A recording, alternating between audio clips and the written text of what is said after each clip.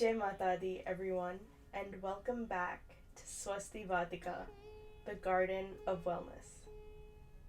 We hope that you are enjoying your time with us this Navratri as we delve into the various forms of Ma Jagadamba.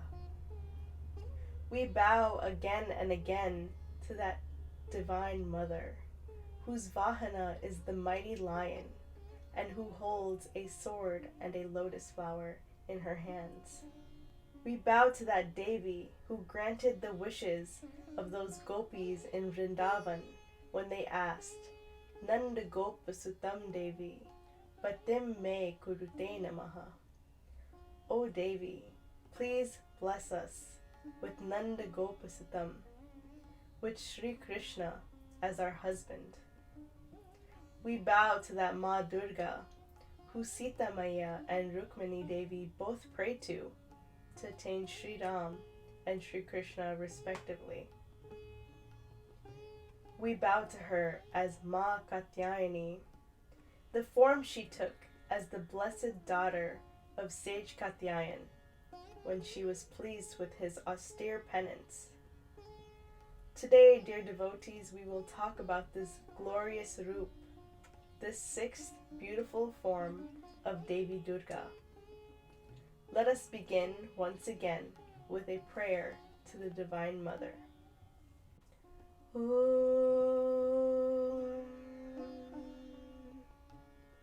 Ati Somyati Rodraye Natastasye Namo Namaha Namo Jagat Pratishtaye Divye Kritye Namo Namaha Hari Om Shanti Shanti Shanti Hari Om. Salutations to her who is extremely gentle like the moon, and also extremely fierce like Rudra. Salutations to the Devi who is both the creator and the supporter of the universe. On the sixth night of Navratri, we worship Ma in the form of Devi Katyayani. Ma Durga blessed sage Katyayana by taking form as his daughter, thus giving her the name of Katyayani. The story of Devi Katyayani involves a character named Mahishasura. Who is he? He is the son of Rambha, who was the king of aasuras, or the king of demons. Mahishasura was created from the union of Rambha and Mahisha, a princess who was cursed to become a water buffalo. This parentage gave him the form of an aasura and Mahisha, or a demon and a buffalo form, which is why he has the name of Mahishasura. Mahishasura was a staunch devotee of Lord Brahma, and as such, he did austere penance. After many years, Lord Brahma appeared in front of Mahishasura, and when he saw Lord Brahma standing there, Mahishasura fell to his feet, and he cried, Lord, you have honored me greatly by coming here. It means that you have recognized my devotion and answered my prayers. Brahma raised his hand in blessing. I am indeed very impressed by your long and devoted tapasya, by your meditation, by your penance. Ask for anything that you desire. What did he ask for? Immediately becoming mad with power, Mahishasura asked for immortality. Lord Brahma replied, This is not possible. All creation must have an end. Hearing this, Mahishasura did not despair. and he quickly thought of a loophole where he would be able to achieve some sense of immortality. He said, "Since it is not possible for me to be immortal, I ask that I may not die at the hands of any man. I ask that I may not die at the hands of my enemy, the devatas. I ask that I may not die at the hands of the great trinity of Brahma, Vishnu, or Shiva. If death has to approach me, may it approach me only through a woman." Mahishasura underestimated the power of a woman, and that was his mistake. Lord Brahma granted his request, thus making Mahishasura very powerful. Free from fear of death, Mahishasura gathered up a great demon army and marched to the heavenly abode, the home of the gods, and he battled Raja Indra, the king of the heavens. A terrible battle took place, lasting thousands of years, but the gods eventually had to flee. Helpless and afraid, the devatas turned to Bhagwan Vishnu, who said, "We also have tried to defeat Mahishasura in battle. Not only did he survive, we all had to leave. As of now, there is no woman who can be his death. Let a woman be created from the best parts of all of our powers. This woman shall be the death of Mahishasura." Deep in concentration, the gods closed their eyes and focused their energy into creating a goddess. A divine light emerged, so bright that the sun paled in comparison, and the devatas could not even look towards it. Lord Shiva created her face, while the god of death, Yamraj, created her long flowing tresses. Bhagwan Vishnu gave her arms, and Lord Brahma provided her with legs. The god of the oceans of milk gave her a red sari and a diamond necklace. Vishwakarma, the architect of the gods, presented her with earrings, bracelets, and other ornaments that he crafted himself.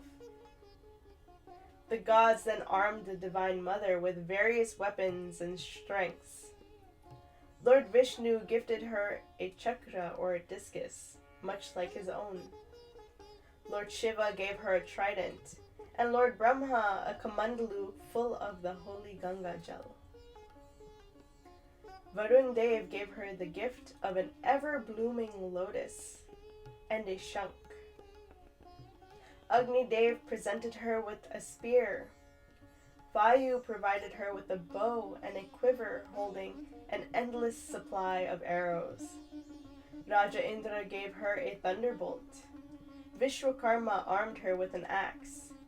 Yamraj armed her with a staff, and Kuber gave her a golden vessel.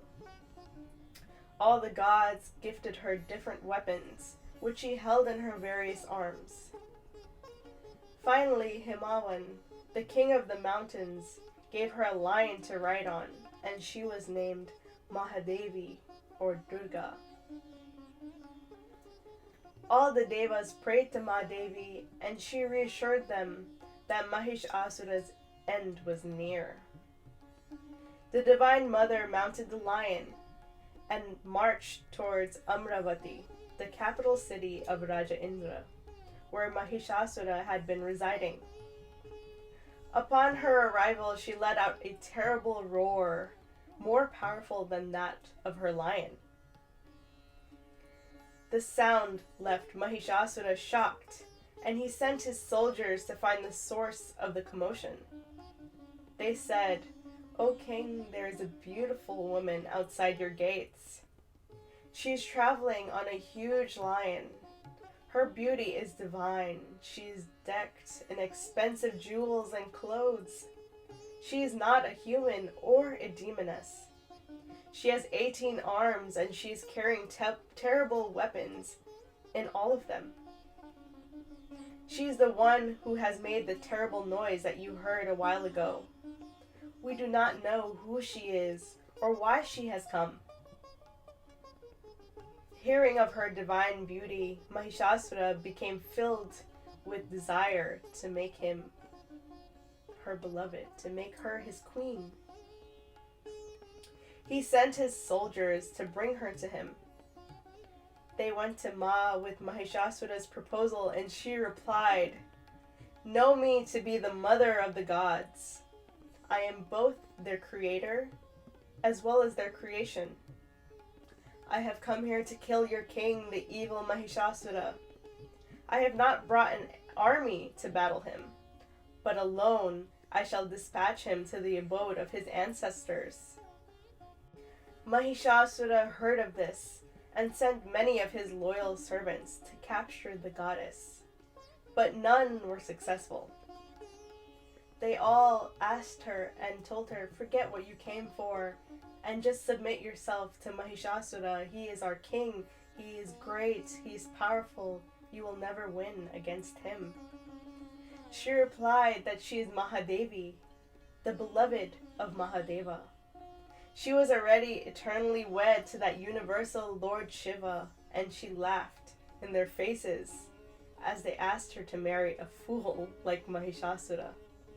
These words of hers started a war. Ma faced the greatest warriors that Mahishasura had, and she defeated them all. Mahishasura then came to battle the Divine Mother himself. He transformed into various animals and fought with her. And when he finally transformed into his natural form as a buffalo, Goddess Durga used her trishul to pierce his chest and bring him to his end. From this point, she received the title of Mahishasura Mardini, or the slayer of Mahishasura. Here we see the strength of Shakti, the need for that divine feminine energy to restore balance within chaos.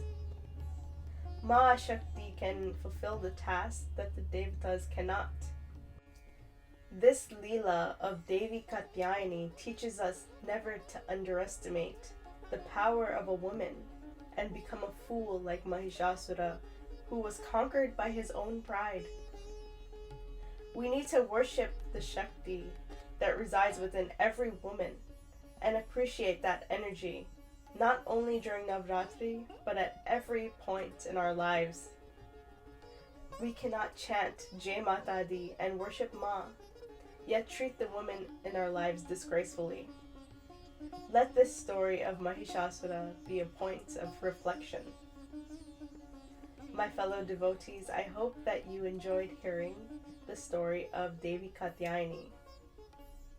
Please return tomorrow for the next segment of this series of stories glorifying the different forms of Ma Shakti. We would appreciate it if you could support our channel by liking, commenting, sharing, and subscribing.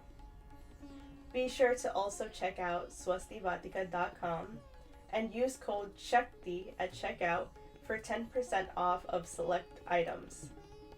With that being said, we hope to see you again tomorrow. Jai Mata Di.